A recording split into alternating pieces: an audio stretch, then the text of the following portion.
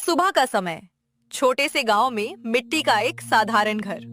आंगन में तुलसी का चौरा, रस्सी पर सूखते कपड़े और चूल्हे से उठता हल्का धुआं। सिया अपनी छोटी बहन गुड़िया को स्कूल से पहले तैयार कर रही है। गांव छोटा था, घर साधारण था, पर उस घर में अपनापन बहुत बड़ा था। सिया, उसकी छोटी बहन गुड़िया और उनकी माँ तीनों एक दूसरे का सहारा थीं।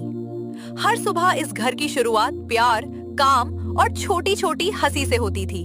गुड़िया, इधर बैठो, मैं तुम्हारे बाल बांध दूं। फिर तुम भागना मत, नहीं तो फिर से चोटी खुल जाएगी। मैं नहीं भागूंगी दीदी, बस थोड़ा सा। पर रिबन लाल वाला बांधना वही अच्छा लगता है। अच्छा, लाल वाला ही बांधते हैं। तुम तो हर चीज में रंग ढूंढ लेती हो। सिया, जरा जल्दी कर बेटी, मुझे कुएं से पानी भी भरना है और तुम्हें भी देर हो जाएगी। हो गया माँ, बस आखिरी गांठ लगा रही हूँ। गुड़िया, सिर सीधा रखो। दीदी, दर्द तो नहीं होगा ना? तुम जब जल्दी करती हो तब खींच देती हो। अरे पगली, मैं हूँ ना, तुम्हें दर्द कैसे होने दूंगी। देखो, अब हो गई मेरी गुड़िया रानी तैयार। सच? मैं सुंदर लग रही हूँ? बहुत सुंदर, जैसे मेले वाली गुड़िया। तुम दोनों को देखकर थकान आधी हो जाती है। अच्छा गुड़िया, पहले दूध पी लो। अगर दीदी साथ बैठेंगी तभी पीऊंगी। हाँ, बैठती हूँ। चलो, एक घूंट तुम, एक घूंट मैं गिनूंगी। ठीक है, तुम गिनना मत भूलना, नहीं तो मैं 2 पर ही रुक जाऊंगी। 1, 2, 3। शाबाश। देखो, आज तो तुमने बिना नखरे के पी लिया। माँ, ये मेरी बहन है, इसका ध्यान रखूंगी तो मेरा ही दिल हल्का रहेगा। और मैं भी दीदी का ध्यान रखूंगी जब ये उदास होंगी जब ये उदास होंगी तो मैं इन्हें हंसाऊंगी। अच्छा, कैसे हंसाओगी? ऐसे देखो।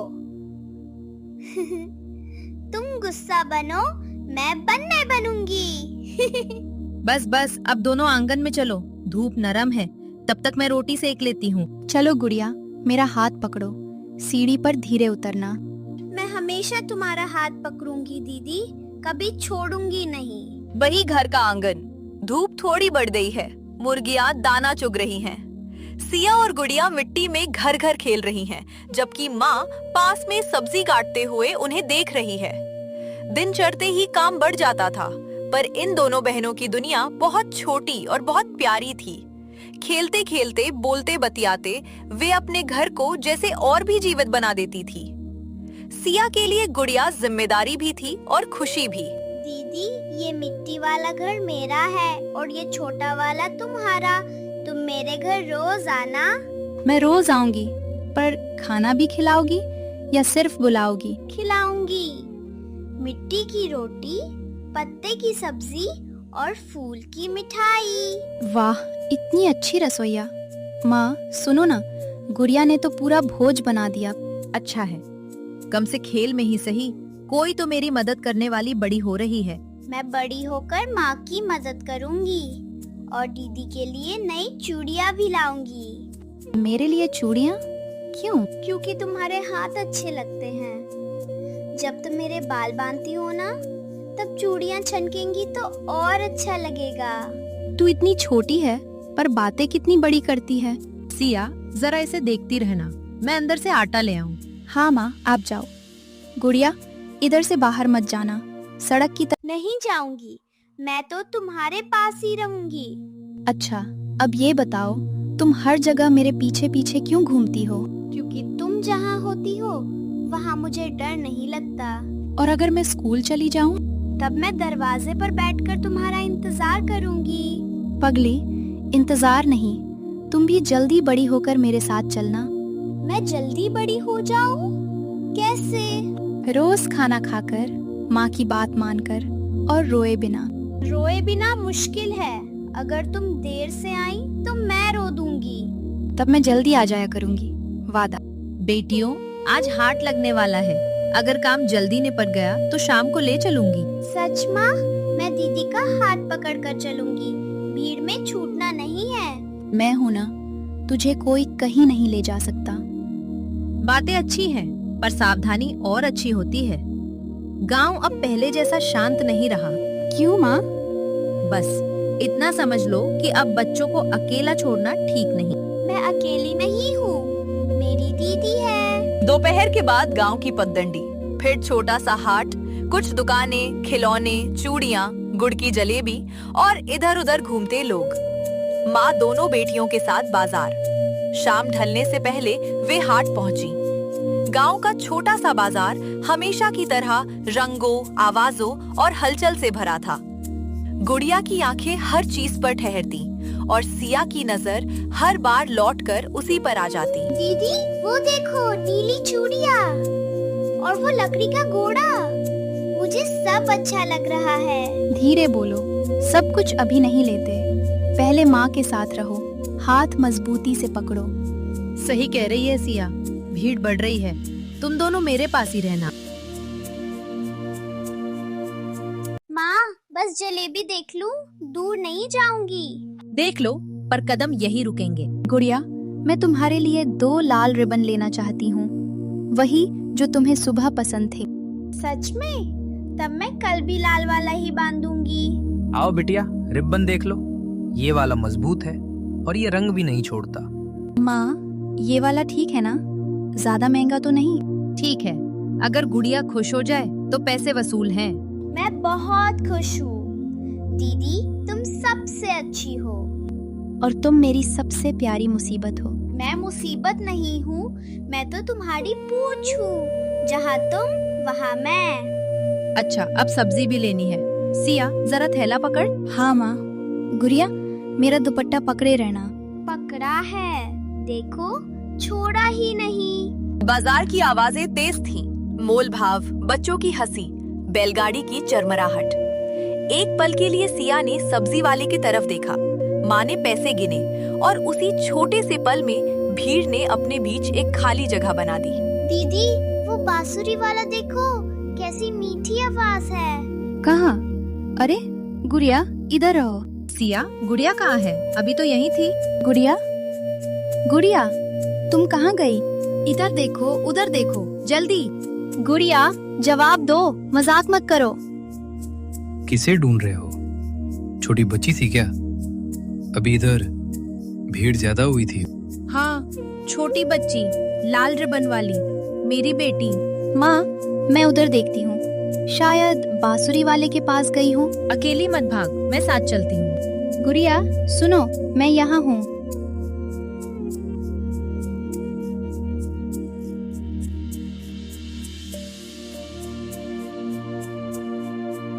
हाथ से बाहर जाती संकरी गलियां, ढलती शाम, दूर खेतों की तरफ जाती पगडंडी। माँ और सिया घबराई हुई अलग अलग दिशाओं में खोज रही हैं। आसमान का रंग बदल रहा है। कुछ ही क्षणों में हंसी की जगह डर ने ले ली। शाम की रोशनी धुंधली पड़ने लगी और हर चेहरा अनजान लगने लगा। सिया के हाथ कांप रहे थे। उसे पहली बार लगा कि उसका वादा शायद उसके हाथों से फिसल गया है। गुड़िया, अगर छिपी हो तो बाहर आ जाओ। मैं डांटूंगी नहीं, बस सामने आ जाओ। किसी ने मेरी बच्ची को देखा है क्या? छोटी है, लाल रिबन, पीली फ्रॉक। मैंने एक बच्ची को उधर मोड़ की तरफ जाते देखा था, पर पक्का नहीं कह सकता। माँ, चलो उधर, जल्दी। हाँ, पर ध्यान से, अंधेरा बढ़ रहा है। सब मेरी गलती है। मैंने उसका हाथ क्यों छोड़ा? अभी खुद को दोष मत दे, पहले उसे ढूंढते हैं। क्या हुआ बहन? बच्ची खो गई क्या? चौपाल पर खबर कर दो, लोग मदद करेंगे। हाँ, कृपा करके बता दीजिए, हम उधर भी देखते हैं। गुड़िया, तुम डरना मत, मैं आ रही हूँ। सिया, आवाज लगाती रहो, शायद वो सुन ले। गुड़िया, तुमने कहा था मेरा हाथ कभी नहीं छोड़ोगी। बेटी, माँ, अगर उसे कुछ हो गया तो? ऐसा मत बोल, भगवान पर भरोसा रख। पगडंडी पर हवा तेज हो गई। पेड़ों की परछाइयां लंबी होकर रास्ते पर फैल गईं। हर झाड़ी, हर मोड़, हर सरसराहट उम्मीद भी देती थी और डर भी। सिया की आंखों में आंसू थे, पर वो रुक नहीं रही थी। गुड़िया, मैं तुम्हारे लिए रिबन लाई हूँ, देखो, लाल वाला। बस एक बार बोलो। उधर तालाब के पास भी देख लो, कई बच्चे वहां तक चले जाते हैं। चलो तालाब की तरफ, जल्दी।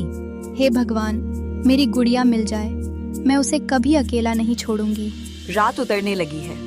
तालाब के पास का सुनसान किनारा, फिर वापस घर की ओर लौटती टूटी हुई चाल। दूर कहीं कुत्तों के भौंकने की आवाज। सिया के हाथ में लाल रिबन अब भी दबा हुआ है। तालाब, चौपाल, मंदिर के पीछे का रास्ता, पड़ोस के आंगन, उन्होंने हर जगह देखा, पर गुड़िया कहीं नहीं मिली। रात अब सचमुच उतर आई थी और उस छोटे से घर पर एक ऐसा सन्नाटा छा गया था जो पहले कभी नहीं आया था। सिया, घर चलें। गांव वाले सुबह फिर खोज शुरू करेंगे। मैं घर कैसे जाऊं माँ? गुड़िया तो घर पर भी नहीं होगी। मैं जानती हूँ, पर अभी अंधेरे में कुछ दिख नहीं रहा। उसने कहा था मेरा हाथ कभी नहीं छोड़ेगी। मैंने ही छोड़ दिया। बेटी, कुछ बातें हमारे बस से बाहर हो जाती हैं, पर खोज बंद नहीं होगी। माँ, क्या वो रो रही होगी? क्या उसे डर लग रहा होगा? यही सोचकर मेरा कलेजा फट रहा है। ये रिबन मैं उसके बालों में कल बांधने वाली थी। संभाल कर रख ले। वो लौटेगी तो सबसे पहले यही बांधना। सच? वो लौटेगी ना माँ? हमें यही मानना होगा, नहीं तो हम टूट जाएंगे। घर लौटते समय आंगन वैसा ही था। तुलसी, चूल्हा, दीवार, रस्सी पर कपड़े, पर सब बदल चुका था। जहाँ हर सुबह गुड़िया की हंसी गूंजती थी, वहाँ अब इंतजार बैठा था। सिया ने पहली बार उस खालीपन को महसूस किया जो किसी अपने के बिछड़ जाने से घर में उतरता है। माँ, मैं कल सूरज निकलने से पहले खोजने निकलूंगी। खेत, पगडंडी, हाट, सब जगह। मैं भी चलूंगी और चौपाल से लोगों को साथ लेंगे। अगर वो मुझे पुकार रही होगी तो मैं सुन लूंगी। मुझे सुनना ही होगा। हाँ, सुनोगी, क्योंकि बहनों का रिश्ता आवाज से नहीं, दिल से चलता है। मैं उसे वापस लाऊंगी माँ, चाहे जितना समय लगे। उसी रात जब सिया ने लाल रिबन अपनी मुट्ठी में दबाकर आंखें बंद की, बाहर आंगन के दरवाजे पर जैसे बहुत हल्की सी खटखटाहट हुई। सिया ने सांस रोक ली। क्या वो हवा थी या गुड़िया सचमुच लौट आई थी? रात। आंगन का दरवाजा आधा खुला है। बाहर हल्की हवा है। सिया दरवाजे के पास ठिठकी खड़ी है और माँ पीछे दिए की रोशनी में चिंतित चेहरा लिए देख रही हैं। दरवाजे की देहरी पर गुड़िया बैठी है। उसका घुटना छिला हुआ है। हाथ में लाल रिबन का दूसरा सिरा अटका है। खटखटाहट सच थी। देहरी पर गुड़िया थी, धूल से सनी, डरी हुई और रोते रोते थकी हुई। एक पल के लिए सिया की सांस जैसे लौट आई। अगले ही पल वो झुककर उसकी ओर दौड़ पड़ी। गुड़िया, अरे मेरी गुड़िया, तू यहाँ है? सच में यहाँ है? बीबी, हे भगवान, बच्ची मिल गई। धीरे सिया, उसका घुटना देख। सिया तुरंत घुटनों के बल बैठी।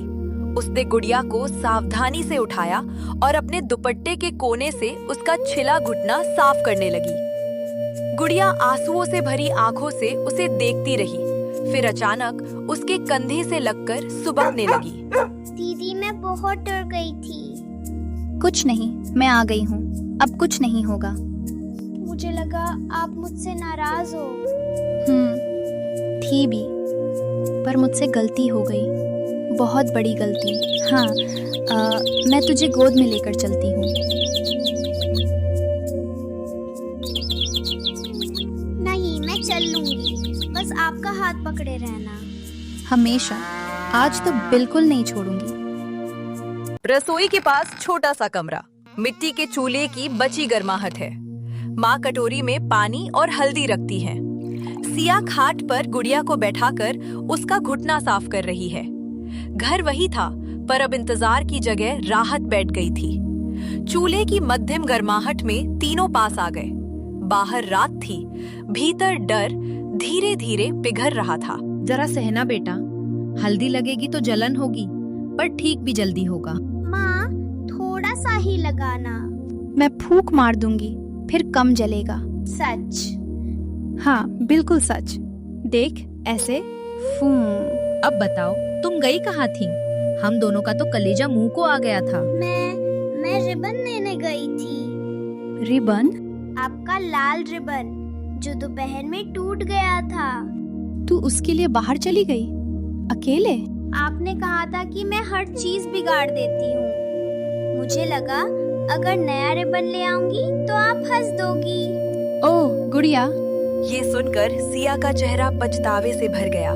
उसने गुड़िया के बाल कान के पीछे किए और बहुत धीमे स्वर में कहा कि एक रिबन किसी बहन से बड़ा नहीं होता। सुन, एक रिबन टूट जाए तो दूसरा आ सकता है, पर अगर दिल टूट जाए तो उसे जोड़ने में बहुत समय लगता है।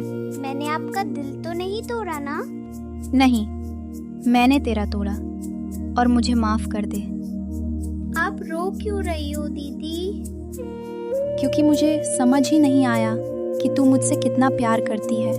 प्यार अक्सर चुपचाप काम करता है, इसलिए देर से दिखाई देता है। मैं बस आपको खुश करना चाहती थी। और मैं बस अपनी बात मनवाना चाहती रही। वही कमरा, दिया थोड़ा और स्थिर जल रहा है। बाहर से कभी-कभी कुत्तों के भौंकने की दूर की आवाज। जब आंसू थमते हैं तब सच्ची बातों के लिए जगह बनती है। रात गहरी थी, पर तीनों के बीच पहली बार सब कुछ साफ-साफ कहा जा रहा था। गुड़िया, तू रास्ता कैसे भटक गई? हाट तक तो पहुंच गई थी, पर दुकान बंद थी। फिर मैंने सोचा तालाब वाले मोड़ से लौट जाऊं। वहां अंधेरा था। और तूने किसी को आवाज नहीं दी? दी थी, पर मेरी आवाज बहुत छोटी लग रही थी। फिर मुझे आपका रिबन झाड़ी में फंसा मिला। शायद हवा से उड़कर वहां गया था। मैंने उसे खींचा तो मैं गिर गई। तो ये वही रिबन है? हाँ, मैंने सोचा इसे लेकर आऊंगी तो आप मुझसे बात करोगी। मैं कितनी नासमझ थी। मैं एक छोटी सी बात पर तुझसे रूठ गई। रूठना गलत नहीं, पर प्यार से बड़ा कुछ भी नहीं होना चाहिए। सही कह रही हो माँ। आज अगर गुड़िया नहीं मिलती, मैं खुद को कभी माफ नहीं करती। दीदी, मैं भी बिना बताए नहीं जाती। मुझे लगा जल्दी लौट आऊंगी। अब हम दोनों वादा करेंगे, गुस्सा होगा तो भी बात बंद नहीं करेंगे। और मैं अकेले कहीं नहीं जाऊंगी। और मैं तुम दोनों की बात पूरी सुने बिना फैसला नहीं करूंगी। पक्का? पक्का। तो अब आप दोनों भी पक्का हंसोगी। घर चुप अच्छा नहीं लगता। अच्छा, तो पहले तू हंस। घुटना दुख रहा है, हंसी टेढ़ी आएगी। टेढ़ी हंसी भी घर सीधा कर देती है। तीनों हंसते हैं। आंगन, माँ कपड़े की पुरानी पोटली से रंग बिरंगे टुकड़े निकालती है। सिया और गुड़िया चौकी पर साथ बैठी हैं। दिए की रोशनी में लाल रिबन सामने रखा है। रात अभी बाकी थी, पर बिछड़ने का डर पीछे छूट चुका था। उसी आंगन में जहाँ कुछ देर पहले साथ बैठकर टूटे को जोड़ने की तैयारी हो रही थी। ये रिबन पूरा नहीं बचेगा, पर इससे कुछ नया बन सकता है। क्या? 2 छोटी चोटियां बांधने लायक 2 फीते, एक तेरे लिए, एक सिया के लिए। सच? एक ही रिबन से 2? हाँ, चीजें बांटने से कम नहीं होती, अपनापन बढ़ता है। तो मेरा वाला थोड़ा छोटा हो, दीदी का बड़ा। नहीं, बराबर होगा, जैसे हम दोनों। लेकिन आप बड़ी हो। बड़ी हूँ, इसलिए पहले मुझे बराबरी सीखनी चाहिए। बस यही सीख सबसे बड़ी है। माँ ने रिबन को सीधा किया, किनारों को समेटा और 2 बराबर टुकड़े कर दिए। लाल रंग अब एक नहीं रहा, पर उसका अर्थ पहले से गहरा हो गया। दीदी, आप बांधोगी? हाँ, पहले तेरी चोटी बनाऊंगी। इधर बैठ, सीधी। दर्द होगा? नहीं, आज बहुत नरमी से। और अपनी चोटी कौन बांधेगा? मैं बांधूंगी। अरे, तुझे आता है? थोड़ा थोड़ा। टेढ़ी होगी, पर प्यार से होगी। फिर तो वही सबसे सुंदर होगी। लो, एक बहन ने बांधी, दूसरी ने सवारी। अब देखो, दोनों कितनी खिल रही हैं। दीदी, अब आप नाराज नहीं हो ना? अब मैं तुझसे नाराज होने से पहले 100 बार सोचूंगी। और मैं आपकी चीज पूछे बिना नहीं छूंगी। चीजों से पहले तू मुझे छू कर बता दिया कर कि तुझे क्या चाहिए। भोर से ठीक पहले का समय। आंगन में आसमान हल्का नीला होने लगा है। तुलसी के पास तीनों खड़ी हैं। रात की थकान है, पर चेहरों पर शांति है। लंबी रात आखिर उतर रही थी।